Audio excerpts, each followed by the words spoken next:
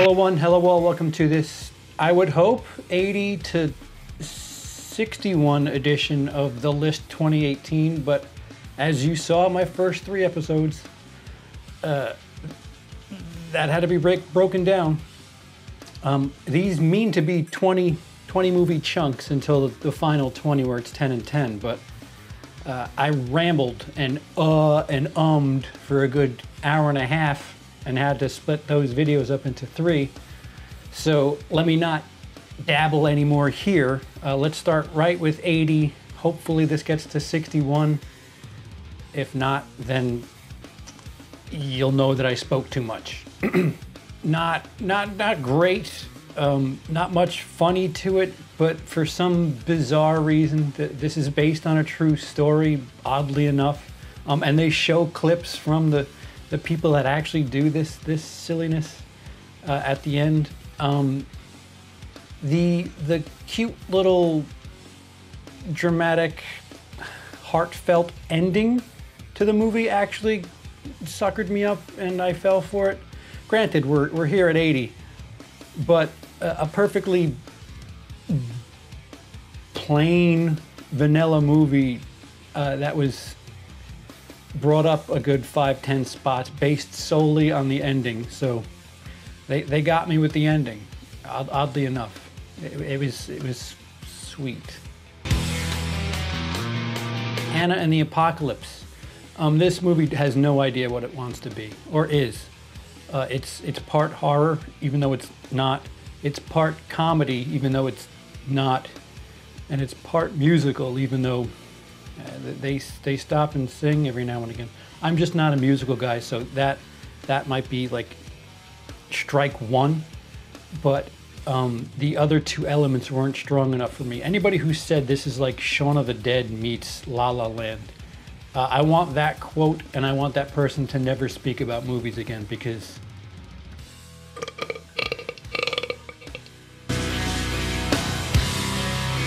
'78, Yvonne Ski. Some girls is nice. I give her a Sharky Crystal.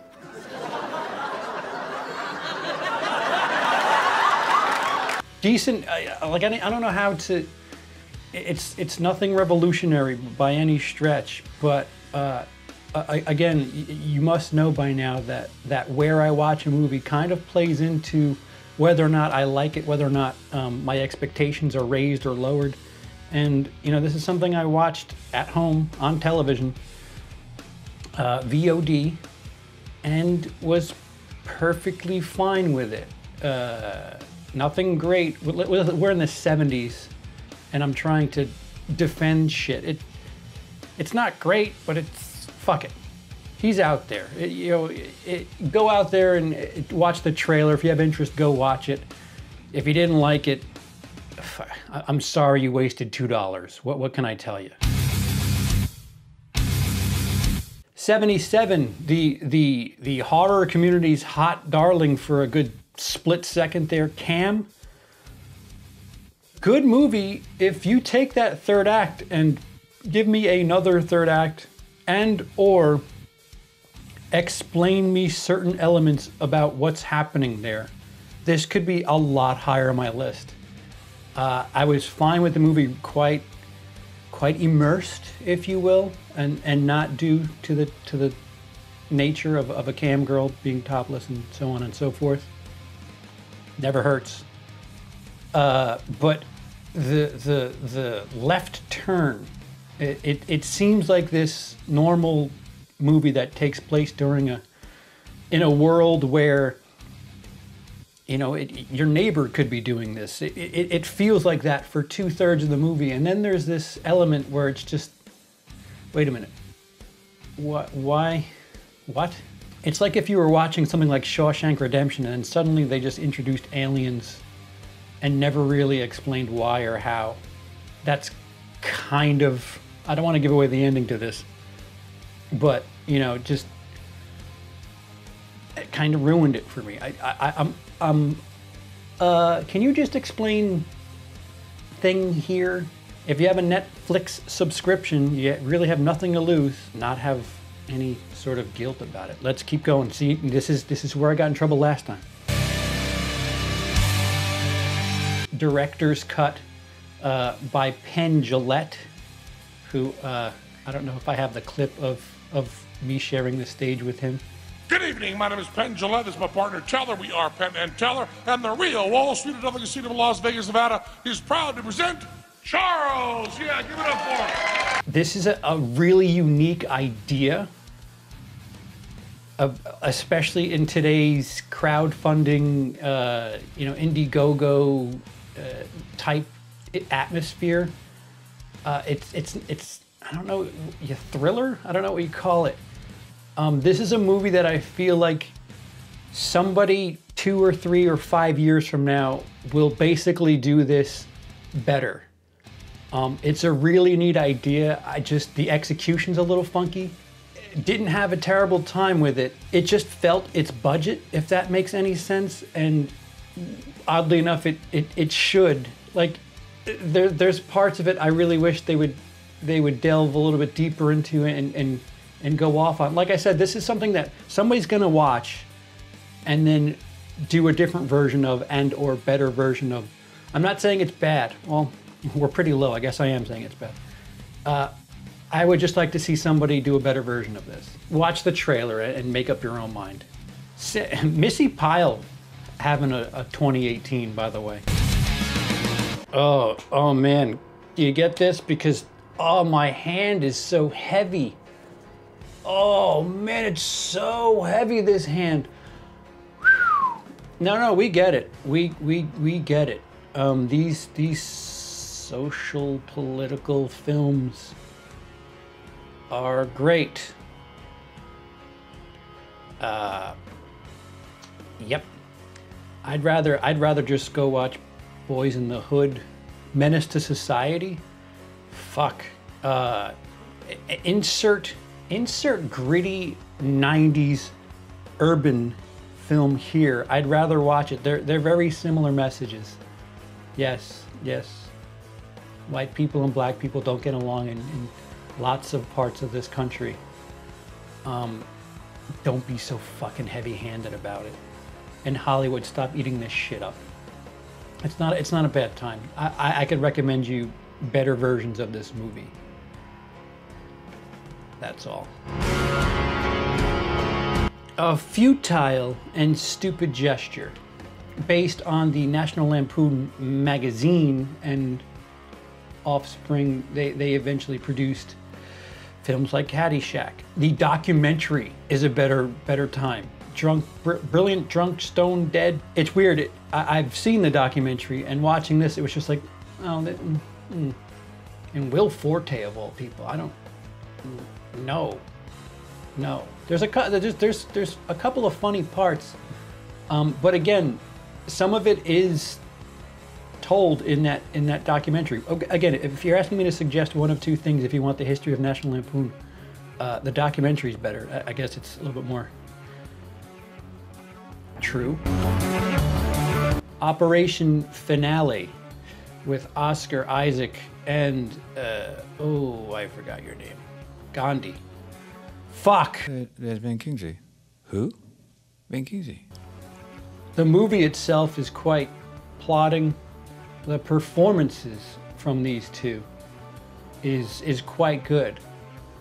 Not enough to carry me through a movie. Not enough to put me in the top half of a list. It's certainly a movie. Like, I talk about movies that you watch on a flight. I don't know if this is something I might fall asleep on during the flight.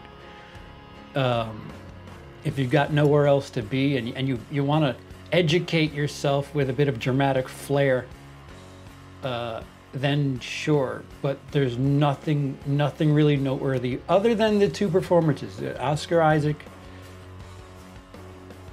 and the man who played Gandhi do quite well in this film. Oh, and Shoshana is in it too. Au revoir, Shoshana. Au revoir, Shoshana! From Inglourious Bastards. Forgot her fucking name, but it was just fun seeing her in another movie about Nazis. Go figure. Horror Community. It's been nice knowing you. Suspiria. I've seen it once. Perhaps my mind might drum-dum after a second viewing, but I went in there so hard expecting this visual and audio spectacle, and it's not that. And what you get is this gray, I don't know. It course corrects for the Suspiria color fanatics for the third act, but I was just so disappointed and removed from the movie by that point that it currently sits at 72 out of 100 for me. If you want to hear me speak further on it, just ask below and I can tell you why. I'm trying to make this a short video, a one video, not 3 parts. Sorry. Unless it really happened, I don't want to see movies from these two anymore. You do good enough when it's a movie about something that actually happened, but this, you waste the talents of that guy, and it's no, way better action movies, and way better action movies that I had no expectations for. I actually thought Mile 22 looked pretty good, and with the cast, it looked like it would be something special. I can name you like 3 or 4 other action movies that I was like, I didn't expect nearly as much from this, but got it. And I guess you'll find out later what some of those are. All right, for the sake of quickness, let's get a fucking revenge hat trick real quick. I didn't do this on purpose, but when I looked at the list, I was like, interesting, they all have something in common. 70, Peppermint. 69, Equalizer 2. 68, Death Wish. They all have something in common. People wanting to fucking seek revenge and do fucking revenge-y type shit. Similar movies, different leads. Fucking pick your poison if you ask me. They all have different elements. Death Wish has got that Eli Roth twisty fucking blood to it. Equalizer 2 is Denzel. Listen, it's still Denzel. And Peppermint is, I don't know, Taken? If you want to see Jennifer Garner doing it? When was the last time Jennifer Garner carried a good movie?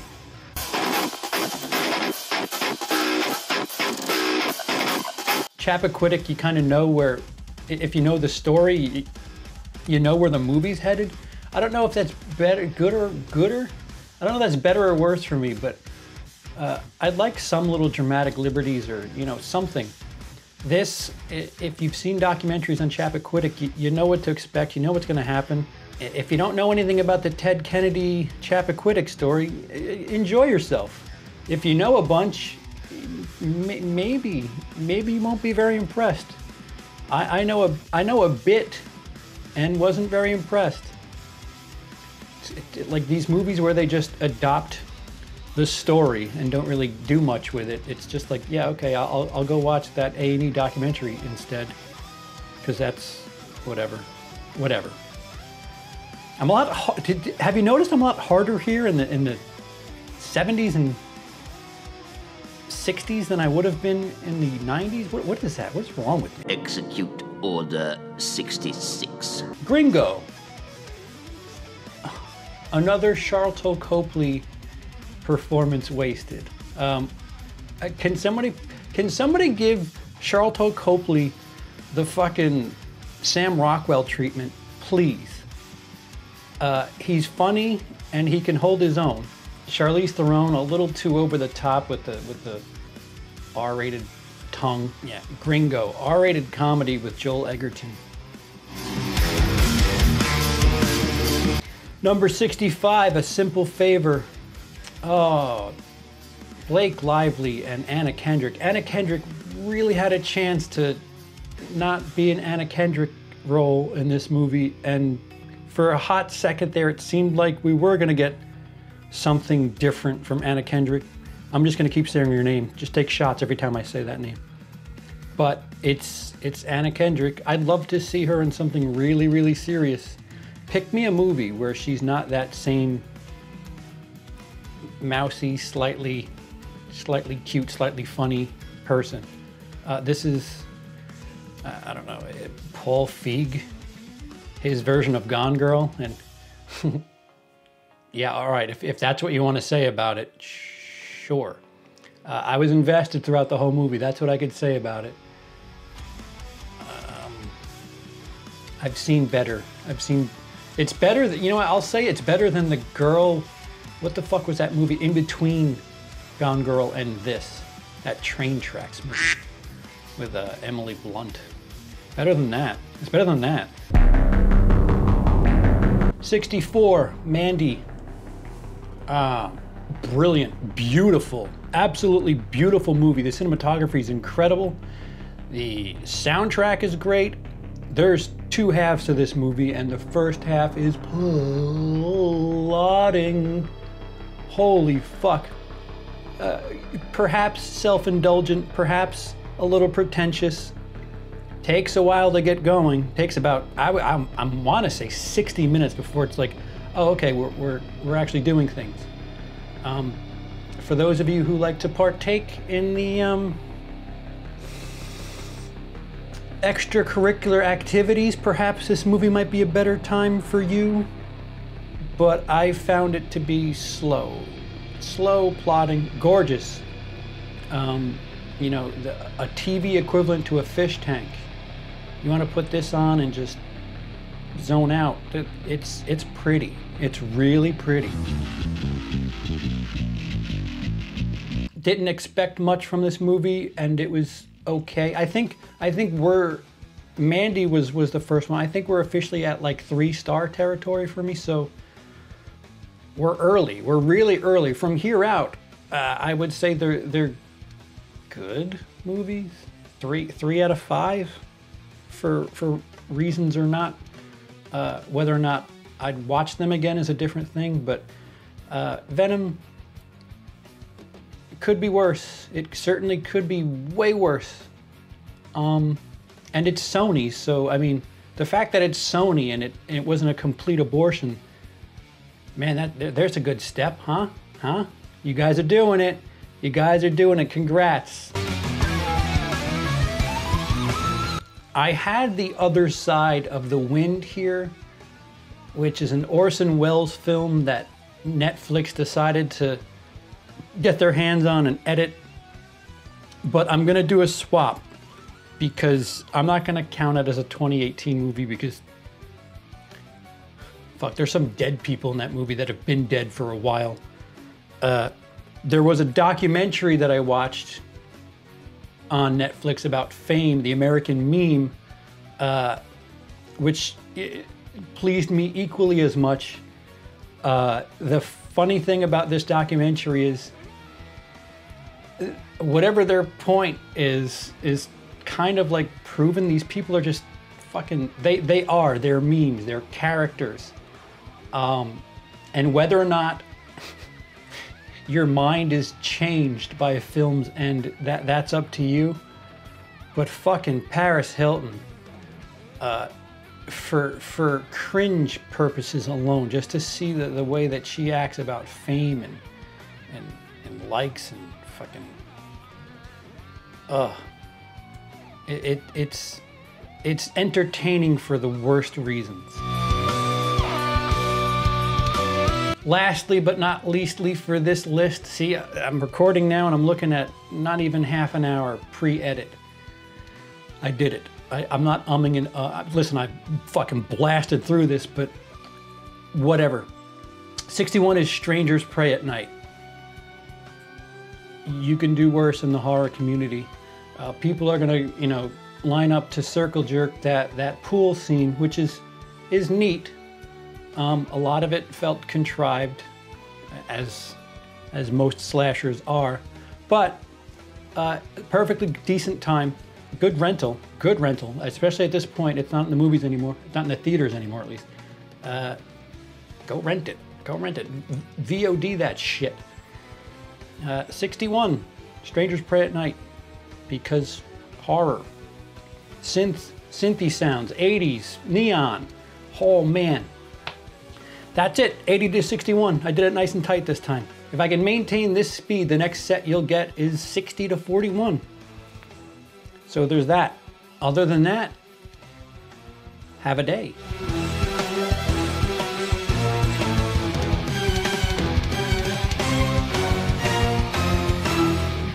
not that. The dog's barking.